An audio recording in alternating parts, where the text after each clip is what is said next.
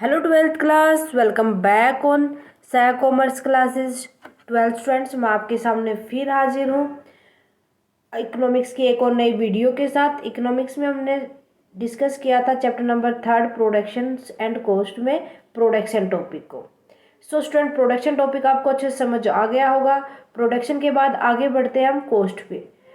आज की वीडियो में समझेंगे कि कॉस्ट होती क्या है, टोटल कॉस्ट क्या है। उसके बाद हम एवरेज कॉस्ट बचेंगे और मार्जिनल कॉस्ट बचेगी, उनको हम नेक्स्ट वीडियो में समझेंगे। सो बात करें कि जो टोटल कॉस्ट होती है, टोटल कॉस्ट मीन्स जितना भी हमने खर्चा लगाया है किसी भी प्रोडक्शन को करने के लिए, वो टोटल कॉस्ट होती है। उसके अंदर कुछ खर्चे ऐसे होते हैं जो फिक्स्ड होते हैं, कुछ खर्चे ऐसे होते हैं जो वेरिएबल होते हैं। ठीक है, जो टाइम टू टाइम हमें रूटीन एक्टिविटी के लिए करने पड़ते हैं। सो करते हैं बात।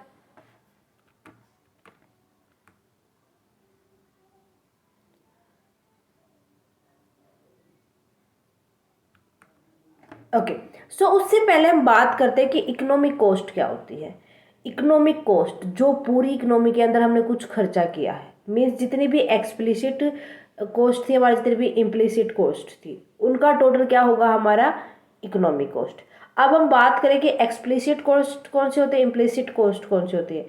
एक्सप्लिसिट कॉस्ट जो हमने एक्चुअल में स्पेंड किया है, जितनी भी मनी किसी भी चीज़ को हायर करने में या उसको परचेज करने में हमने लगाई, वो एक्सप्लिसिट होती है। कुछ ऐसे इनविजुअल खर्चे होते हैं जो हमें दिखाई नहीं देते, वो इम्प्लिसिट कॉस्ट कहलाते हैं हमारे।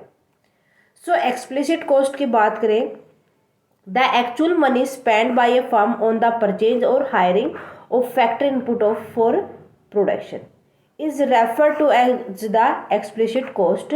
So these are recorded in accounting book, जिनको हम अकाउंटिंग बुक के अंदर रिकॉर्ड करते हैं। इम्प्लिसिट को हम अकाउंटिंग के अंदर रिकॉर्ड नहीं कर सकते भाई, जब हम अकाउंटिंग बुक तैयार करते हैं तो। ये आपने अकाउंट में भी पढ़ा है, मैंने आपको करवाया था जब अकाउंट का बेसिक कंसेप्ट करवाया था, वहाँ पर जब मैंने कॉस्ट समझाई थी कि जब हम अकाउंटिंग बुक तैयार करने जाते हैं तो हम कौन कौन सी चीज़ों को इंक्लूड करते हैं। ठीक है, सो यहाँ पर बस आपको इकोनॉमिक्स के पॉइंट ऑफ व्यू से समझना है कि जो एक्सप्लिसिट कॉस्ट होती है उनको हम अकाउंटिंग बुक्स में रिकॉर्ड करते हैं। इसके अंदर कौन कौन से आ जाते हैं, जैसे wages payment, rent, interest payment, raw material purchases and so on. ये सारी चीज़ें हमें दिखाई देती है जो एक्चुअल में हम खर्च करते हैं। क्लियर है एक्सप्लिसिट कॉस्ट। उसके बाद आती है implicit cost. This cost of self own production resources used in manufacturing process. जब हम कोई भी रॉ मटेरियल को फिनिश गुड में तैयार करते हैं, ठीक है, सो इसकी प्रोसेसिंग पे जो कॉस्ट आती है वो हमारी इम्प्लिसिट कॉस्ट कहलाती है। इनको हम अकाउंटिंग बुक के अंदर रिकॉर्डेड नहीं करते।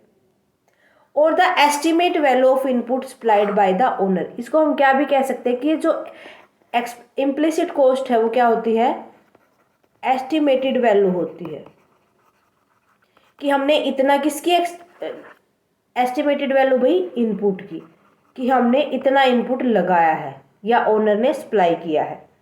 These are not recorded in the accounting book, जिनको हम अकाउंटिंग बुक में रिकॉर्ड नहीं करते।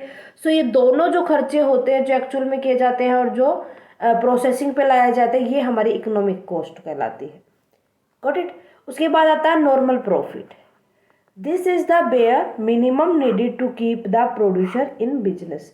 क्या होता है कि जितनी भी मिनिमम किसी भी प्रोड्यूसर की नीड होती है वो, या हम क्या कह सकते हैं कि it is the entrepreneur minimum supply price, कि इतने प्राइस पे तो उन्होंने सप्लाई किया ही होगा।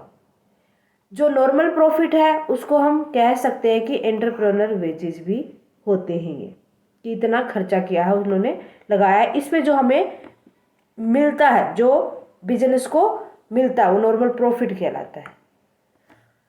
सो जो मेन टॉपिक है हमारा total cost.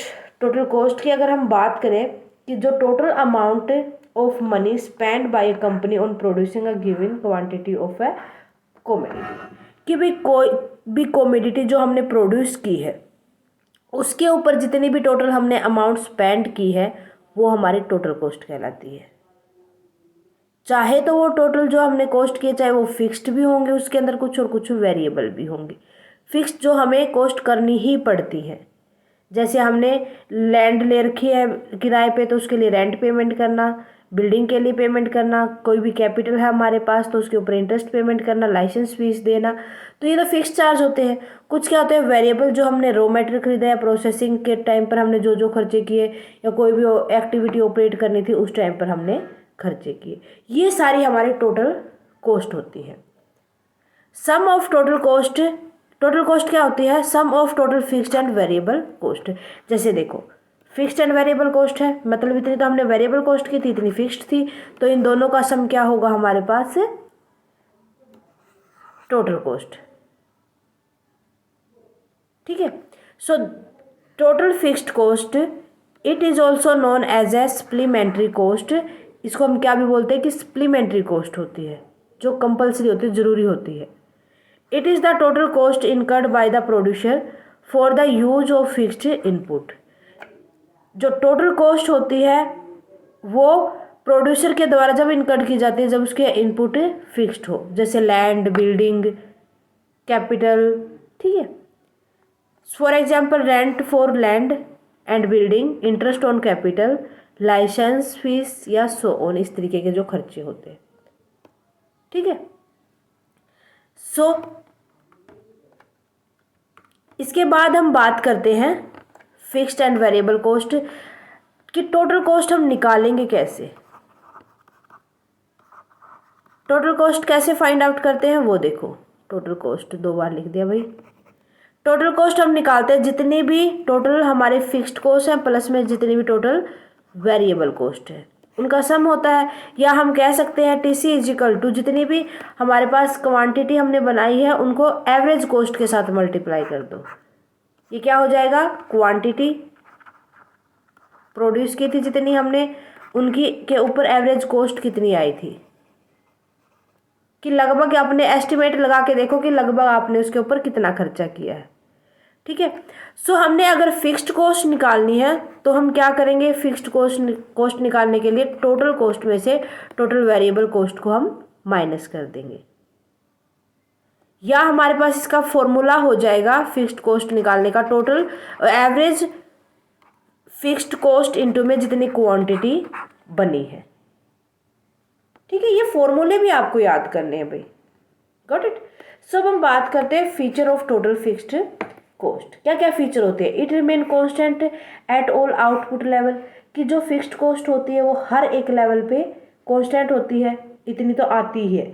Even at zero output level, zero चाहे हमें कुछ मिले या ना मिले लेकिन उतनी कॉस्ट तो हमें करनी ही पड़ती है।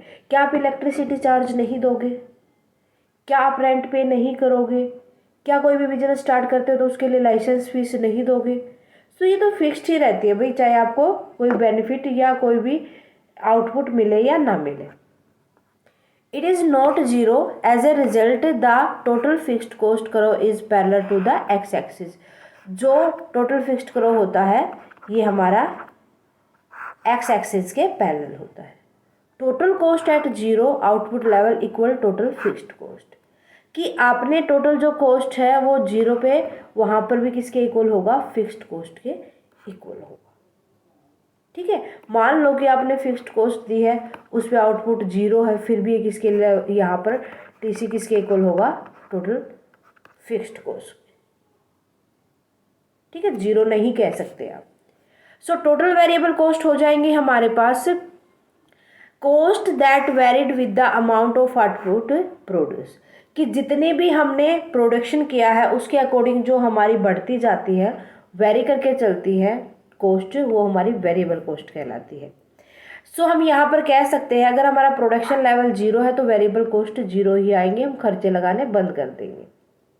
सो the TVC curve is perpendicular to the TC curve, किसके परपेंडिकुलर चलता है ये? टीसी करो के। Excluding raw material cost, power expenses and so on. जैसे रॉ मटेरियल हम खरीदेंगे, प्रोडक्शन नहीं मिल रहा तो हम आगे क्यों खरीदेंगे भाई? रॉ मटेरियल नहीं खरीदेंगे ना, तो वहाँ पर हमारा कितना हो जाएगा? टोटल वेरिएबल कॉस्ट जीरो हो जाएगी।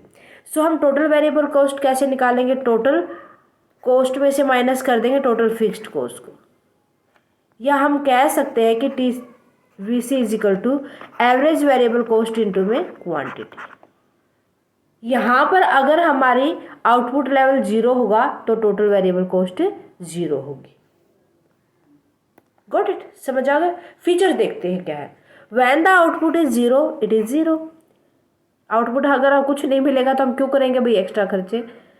इट राइजेज इन पोर्शन और टू इंक्रीज इन आउटपुट। अगर हमें आउटपुट मिल रहा है तो हम टोटल वेरिएबल कॉस्ट को भी बढ़ा देते हैं।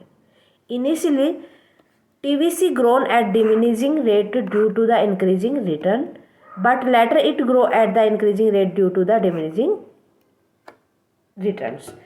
अगर हमें यहाँ पर जो हमारी TVC कम होएगी जब हमारे पास इंक्रीजिंग रेट रिटर्न मिलेगा। अगर ये ग्रो कब करेगी, जब हमारे पास इंक्रीजिंग होगी and growing at increasing rate due to the diminishing return की वजह से अगर कोई भी इंक्रीमेंट आता है तो हम टोटल वेरिएबल कॉस्ट को भी बढ़ा देंगे। क्लियर है टॉपिक। सो इसके साथ एक ना डायग्राम समझ लेते हैं। ये हमारे पास क्या है, कुछ फिक्स्ड कॉस्ट है, कुछ क्या है वेरिएबल कॉस्ट। सो देखो कि हमारे पास से वेरिएबल कॉस्ट क्या हो जाएंगी, 0 हो जाएंगी। किसके ऊपर, अगर आउटपुट 0 है तो। अगर TVC क्या, TFC टोटल कॉस्ट तो हमारी क्या रहेगी, पैरेलल टू एक्स एक्सिस। तो इतनी कॉस्ट तो भाई चाहे हमारे पास 0 लेवल हो चाहे कितना ही हो, इतनी तो हमें पे करनी पड़ेगी। फिक्स्ड कॉस्ट और ज़्यादा बढ़ती जाती है। उसके बाद जो हमारे पास टोटल वेरिएबल कॉस्ट होती है वो देखो, वो parallel to total fixed cost ही बढ़ती है, या हम कह दें कि टोटल कॉस्ट के अकॉर्डिंग ही बढ़ती है। लेकिन ये क्या होती है, बढ़ती जाती है। अगर आउटपुट 0 तो 0 हो जाती है। इसीलिए तो हम कहते हैं कि टोटल कॉस्ट किसके इक्वल होता है, टोटल फिक्स्ड कॉस्ट प्लस में टोटल वेरिएबल कॉस्ट। जितना हमने फिक्स्ड पे किया है और जितना हमने अकॉर्डिंग टू आउटपुट पे किया है। ठीक है, क्लियर है। सो इस तरीके से हमें टोटल कॉस्ट देखना है, दोनों को पढ़ना भाई, फिक्स्ड और वेरिएबल कॉस्ट को। मेरे ख्याल से आज के लिए काफ़ी होगा। आज के लिए बस इतना ही। नेक्स्ट वीडियो के अंदर हम डिस्कस करेंगे एवरेज कॉस्ट को। आज की वीडियो में कोई भी डाउट है, आपको ये समझ नहीं आया है कि टॉपिक के बारे में, या किसी भी कोई भी आपका डाउट है, मुझे कमेंट सेक्शन में लिख दे। साथ के साथ कमेंट करके बताएं वीडियो कैसी लगी। अच्छी लगे तो प्लीज़ लाइक और अदर स्टूडेंट के साथ ज़्यादा से ज़्यादा शेयर करें। Thank you very much student. आपसे रिक्वेस्ट है, अगर आपने अभी तक साया कॉमर्स क्लासेस को सब्सक्राइब नहीं किया है, फटाफट से सब्सक्राइब कर ले, बेल आइकन को दबा ले ताकि आने वाली वीडियो की नोटिफिकेशन आपको मिल सके।